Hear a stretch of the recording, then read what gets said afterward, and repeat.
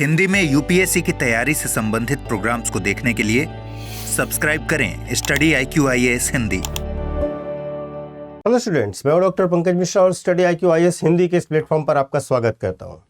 दोस्तों, आज हम इतिहास के उस मोड़ पर खड़े हैं जिसने न सिर्फ भारतीय अर्थव्यवस्था को बल्कि ग्लोबल फाइनेंशियल ऑर्डर को भी हिला रखा है। आरबीआई ने एक बहुत बड़ा फैसला किया है। पिछले 11 सालों में पहली बार ऐसा हुआ है कि आरबीआई ने डॉलर की खरीद नहीं की है। जी हाँ, 11 साल में पहली बार आरबीआई ने अमेरिकन डॉलर को एक्यूमुलेट करना बंद कर दिया है। इवन डॉलर की वो सेल करना शुरू कर चुका है।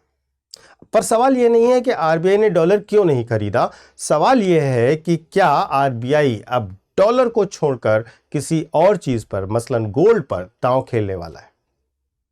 और अगर ऐसा है तो क्या सिर्फ यह एक आर्थिक फैसला ही है या फिर आने वाले समय में वैश्विक आर्थिक अर्थव्यवस्था के संबंध में भारत की एक तैयारी और सोची समझी रणनीति है?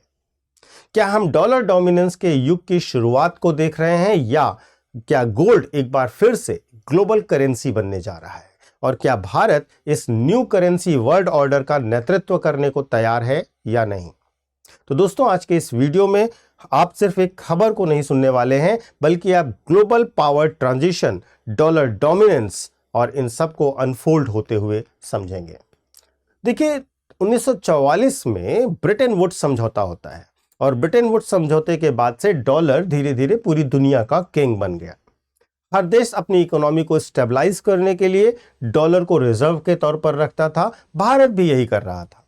हर महीने आरबीआई डॉलर खरीदती थी ताकि वो अपने फॉरेक्स रिजर्व को मजबूत रख सके और रुपए की वैल्यू को कंट्रोल कर सके। लेकिन पिछले समय में आरबीआई ने एक बड़ी चौंकाने वाली घटना की। आरबीआई ने $1 भी नहीं खरीदा, उल्टा बेचा और गोल्ड खरीदना शुरू किया। आरबीआई का गोल्ड रिजर्व उच्चतम स्तर पर पहुंच चुका है। यह भी एक नई खबर है जिस पर कोई और वीडियो में हम लोग चर्चा करेंगे। देखिए, यह कोई तकनीकी गलती नहीं है, वास्तव में एक छोटी सी प्रतिक्रिया है जो कि दुनिया में पैसे की, करेंसी के फ्यूचर को लेकर के, ग्लोबल इकोनॉमी के फ्यूचर को लेकर के आ रहे बदलाव को दर्शा रही है। देखिए, हमें यह समझना होगा कि डॉलर का दबदबा जो है वो कमजोर क्यों होता गया। क्यों अब देश डॉलर या जो सेंट्रल बैंक्स हैं वो डॉलर खरीदना प्रेफर नहीं कर रहे हैं। देखिए, आरबीआई का डॉलर खरीदना बंद करना कोई आइसोलेटेड घटना नहीं है, यह ग्लोबल पैटर्न का हिस्सा है। पूरी दुनिया में यह पैटर्न फॉलो किया जा रहा है। दुनिया भर के कई देश डॉलर से दूरी बना करके गोल्ड या लोकल करेंसी को ही अपना primary system of economic transactions बना रहे हैं। रीजंस क्या हुए इसके? पहला रीजन, अमेरिकी कर्ज का विस्फोट। देखिए, अमेरिका पर लगभग $34 ट्रिलियन से ज्यादा का कर्ज है, सरकारी कर्ज। आईएमएफ और वर्ल्ड बैंक जैसी संस्थाएं वार्निंग दे रही हैं कि अमेरिका कभी भी डॉलर प्रिंट कर सकता है जिससे पूरी दुनिया में इन्फ्लेशन फैलने की संभावना होगी। दुनिया समझ रही है कि if you hold dollar you hold American inflation risk, क्योंकि अमेरिका में इन्फ्लेशन आएगा इससे। इसीलिए केंद्रीय बैंक डॉलर के बजाय गोल्ड खरीदना शुरू कर दे हैं, क्योंकि गोल्ड के प्राइसेस को डॉलर की तरह मैनिपुलेट करना संभव नहीं है। दूसरा बड़ा reason, geopolitical weaponisation of dollar. देखिए, रूस और यूक्रेन का जब युद्ध शुरू होता है तब से यह चीज दिखने लगी कि डॉलर को जियोपॉलिटिकल टूल की तरह इस्तेमाल किया जा रहा है, क्योंकि रूस के डॉलर रिजर्व्स को अमेरिका ने फ्रीज कर दिया। दुनिया भर के देशों ने इससे एक बड़ी इंपॉर्टेंट सीख प्राप्त की कि आज अगर रूस के डॉलर ब्लॉक किए जा रहे हैं तो कल पूरी दुनिया के भी हो सकते हैं, हमारी इकोनॉमी के भी हो सकते हैं। इसीलिए सेंट्रल बैंक्स अब एक ऐसी एसेट को रिजर्व के तौर पर इस्तेमाल करना चाहते हैं जो सैंक्शन प्रूफ हो, और वो कमोडिटी है गोल्ड। तीसरा, ब्रिक्स नेशंस का डॉलर के खिलाफ अभियान। देखिए, ब्रिक्स देश जिसमें Brazil, India, China, south America, Russia जैसे बड़े देश हैं और कई नए देश भी जुड़ रहे हैं, वे खुलकर कह रहे हैं कि डॉलर का अल्टरनेटिव तैयार करना बहुत जरूरी है। 2024 में ब्रिक्स देशों ने गोल्ड बैक्ड सेटलमेंट सिस्टम की चर्चा शुरू की और चीन, रूस और मध्य पूर्व के देश बड़े पैमाने पर गोल्ड खरीद रहे हैं और गोल्ड को ही बैकअप में रख रहे हैं। सिर्फ पिछले एक साल में इन सेंट्रल बैंक्स ने 1100 टन गोल्ड खरीदा है, जो 1950 के बाद सबसे बड़ा रिकॉर्ड है। तीसरा बड़ा रीजन है डॉलर इंडेक्स राइजिंग। देखिए, जब डॉलर मजबूत होता है तो बाकी देशों की करेंसी कमजोर होने लगती है, और भारत जैसा देश अगर सिर्फ डॉलर पर निर्भर रहेगा तो हमें बार बार ग्लोबल शॉक्स का सामना करना पड़ेगा, दुनिया भर के वैश्विक झटकों का सामना करना पड़ेगा। आरबीआई इस डिपेंडेंसी को खत्म करने की दिशा में कदम बढ़ा चुका है। और पांचवा रीजन है गोल्ड स्टेबिलिटी एंड ट्रस्ट।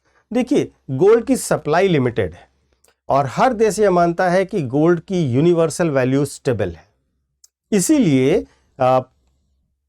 सारे देश इंक्लूडिंग आरबीआई ये कोशिश कर रहे हैं कि गोल्ड को रिजर्व के तौर पर मेंटेन किया जाए, न कि डॉलर को।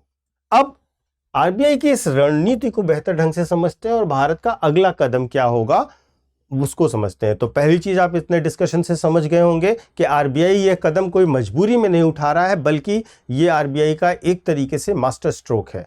आरबीआई ने डॉलर से दूरी बना करके गोल्ड को चुना और यह एक क्लियर मैसेज है कि भारत डॉलर डिपेंडेंसी को रिड्यूस कर रहा है और साथ ही साथ ग्लोबल मॉनिटरी चेस बोर्ड पर अगली चाल चलने की तैयारी कर रहा है। इसी को देखते हैं कि क्या क्या आरबीआई का रणनीति है। पहली रणनीति तो आपने बिल्कुल अच्छे से समझ ली होगी कि हम डॉलर डिपेंडेंस को खत्म करना चाह रहे हैं।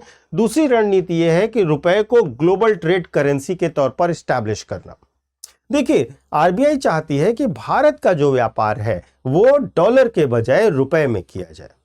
इसके लिए भारत ने 20 से ज्यादा देशों के साथ रुपी ट्रेड मैकेनिज्म पर बातचीत शुरू की है, जिनमें बहुत प्रमुख देश हैं UAE, Indonesia, Sri Lanka, Tanzania etcetera. अगर भारत ज्यादा गोल्ड अपने पास रखता है तो भविष्य में रुपीस को गोल्ड बैक्ड करेंसी के तौर पर प्रस्तुत कर सकता है, जिससे भारतीय रुपए पर ग्लोबल ट्रस्ट भी बढ़ेगा। तो यह ध्यान रखिएगा कि हम कुछ उस दिशा में आगे बढ़ने की कोशिश कर रहे हैं जहां पर डॉलर के बजाय गोल्ड के बैकअप से रुपीस के ट्रांजैक्शन को करें। तीसरा, गोल्ड की बढ़ती वैल्यू से आरबीआई को प्रॉफिट होता है। पिछले 1.5 साल में अगर हम देखें तो गोल्ड की कीमतें रिकॉर्ड लेवल पर पहुंच गई हैं। आरबीआई अगर गोल्ड रखती है तो उसकी वैल्यू जो है वो बढ़ेगी, फ्लक्चुएट करेगी, लेकिन गोल्ड खरीद कर वो अपने रिजर्व के वैल्यू को भी बढ़ा रही है। केवल गोल्ड खरीदने में ही नहीं, जो रिजर्व है उसकी वैल्यू भी तो बढ़ रही है। तो आरबीआई के पास अगर हम देखें तो जुलाई तक जो फॉरेक्स में गोल्ड का शेयर था वो लगभग 12% तक हो गया था, जो कि हिस्टोरिकल सेफ्ट है। और ये सिर्फ सेफ्टी नहीं, प्रॉफिट मेकिंग मूव भी है, क्योंकि आपके रिजर्व की वैल्यू सिर्फ रिजर्व रखने से बढ़ रही है। चौथा, फॉरेन आउटफ्लो को कंटेन करना। आरबीआई की चौथी रणनीति यह है कि जो फॉरेन आउटफ्लो है, जो फॉरेन करेंसी का आउटफ्लो है, जब रुपए पर दबाव आता है तो आरबीआई डॉलर बेचकर बाजार में डॉलर की सप्लाई बढ़ाती है ताकि रुपया स्टेबलाइज हो जाए, रुपए की कीमतें स्टेबल हो जाएं। आरबीआई ने जुलाई में डॉलर खरीदा नहीं, बेचा, ताकि रुपए को 80 से 90 से ऊपर जाने से रोका जा सके। पर डॉलर 80 से 90 रुपए की वैल्यू जाने से रोका जा सके। आरबीआई ने सैक्रिफाइस इसलिए किया क्योंकि रुपए की स्टेबिलिटी, इन्वेस्टर कॉन्फिडेंस, ये सब बना रहे। और अब इस चीज से आरबीआई प्रोटेक्शन चाहता है। पांचवी रणनीति है ग्लोबल मार्केट को सिग्नल देना। देखिए, आरबीआई का कदम सिर्फ एक सिग्नल भी है, क्योंकि आरबीआई डॉलर का फॉलोअर नहीं बनना चाहता, बल्कि पॉलिसी मेकर की दिशा में अपने कदम आगे बढ़ा रहा है। ग्लोबल साउथ की लीडरशिप को पाने के लिए भारत को इस प्रकार के कदम उठाने ही होंगे। गोल्ड खरीदना यह दिखाता है कि भारत अगले दौर की तैयारी कर रहा है, जहां पर नया फाइनेंशियल ऑर्डर ग्लोबली बनाया जाए और साथ ही साथ करेंसी की क्रेडिबिलिटी गोल्ड से जुड़ी हो, ना कि अमेरिका के उधार के डॉलर से। तो देखिए, एक बहुत सिंपल चीज है कि जब कोई केंद्रीय बैंक मसलन आरबीआई अपना जो रिजर्व है, फॉरेक्स का रिजर्व है, उसका स्ट्रक्चर बदलता है, तो इसका संकेत आने वाले 10-20 साल के ग्लोबल फाइनेंशियल आर्किटेक्चर की ओर होता है।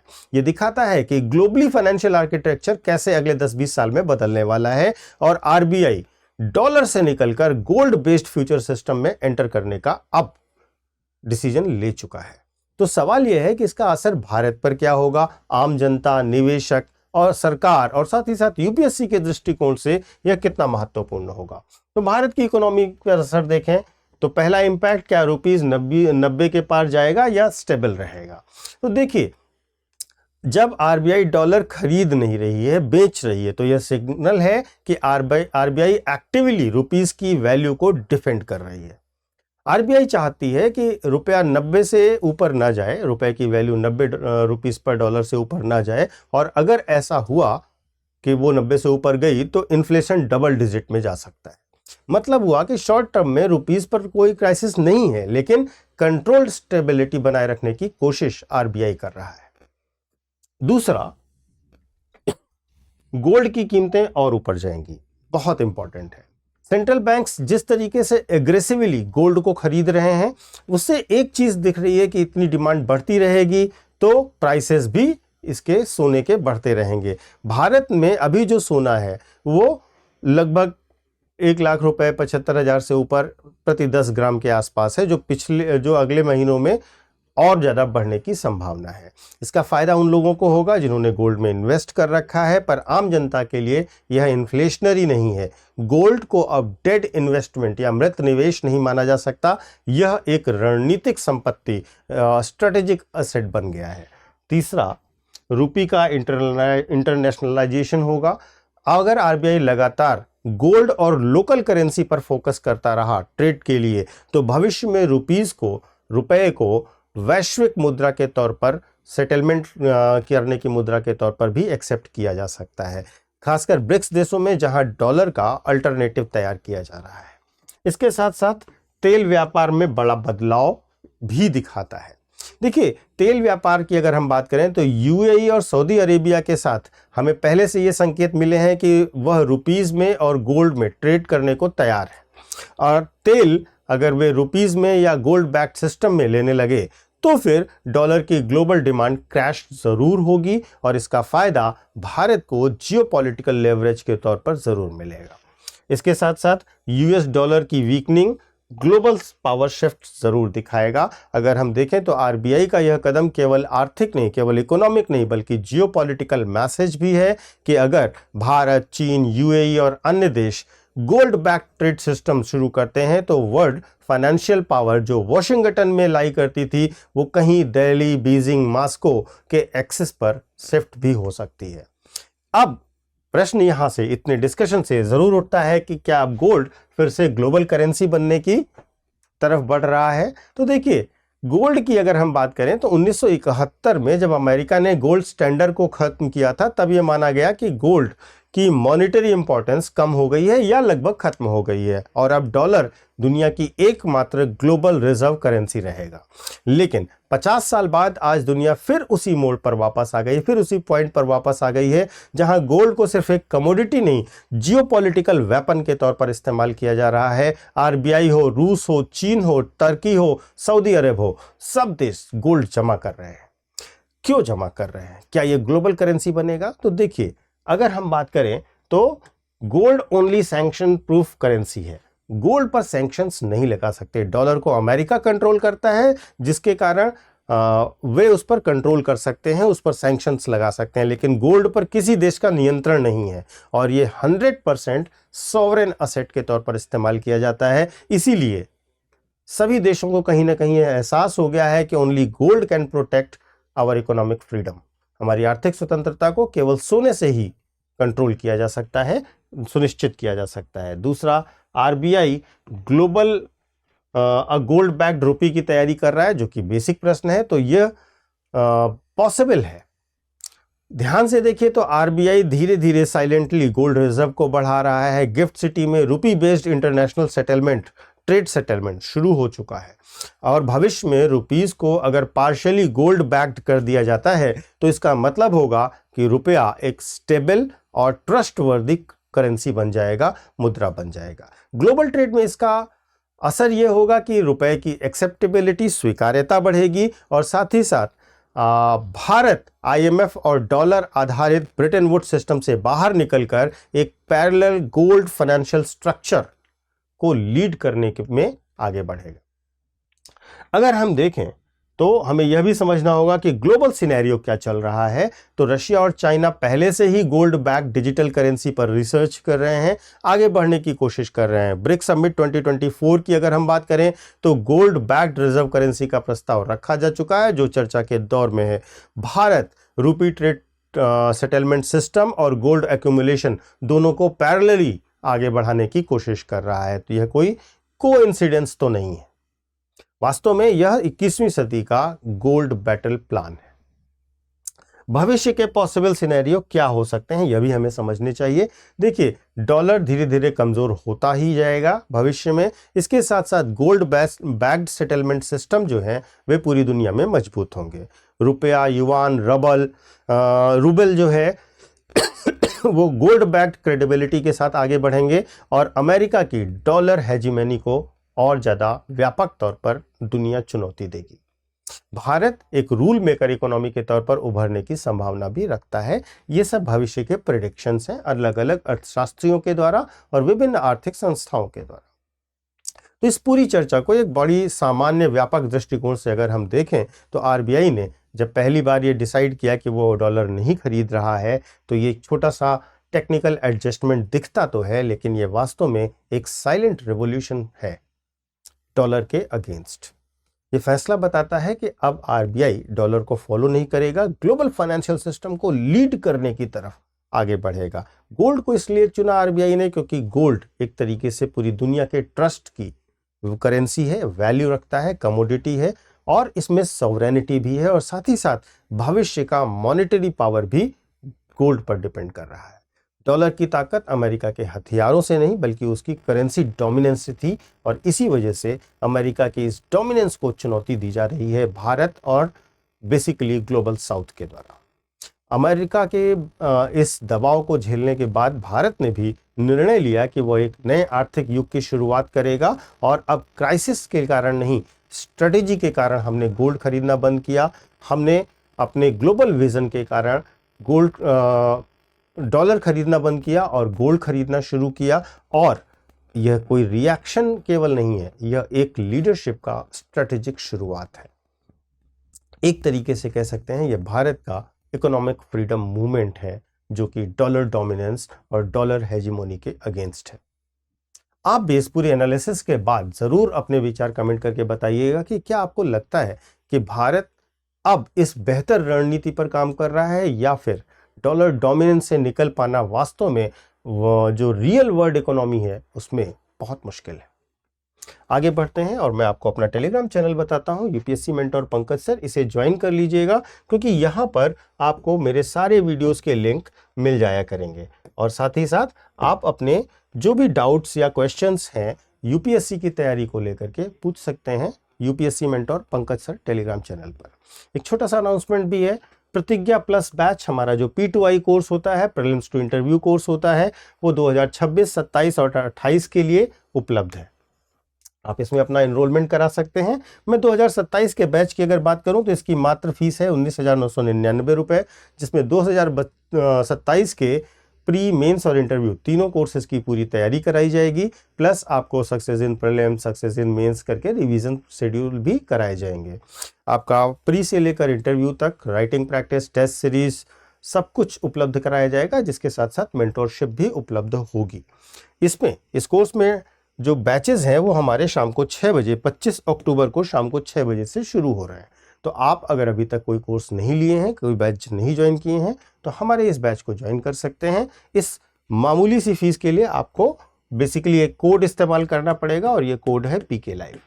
इस कोड का इस्तेमाल करते ही आपको हमारे कोर्सेज पर मैक्सिमम डिस्काउंट मिलेगा। तो देर मत कीजिए। जिन बच्चों ने अभी तक तैयारी शुरू कर दी है और कोई कोर्स नहीं लिया है, एक्सपर्ट गाइडेंस चाहिए, अच्छा कोर्स चाहिए, स्टडी मटेरियल, बुक्स चाहिए, तो आप इस बैच से जुड़ करके अपने सपने को पूरा करने में एक सकारात्मक कदम उठा सकते हैं। Thank you so much. Hindi में यूपीएससी की तैयारी से संबंधित प्रोग्राम्स को देखने के लिए सब्सक्राइब करें स्टडी IQ IAS हिंदी।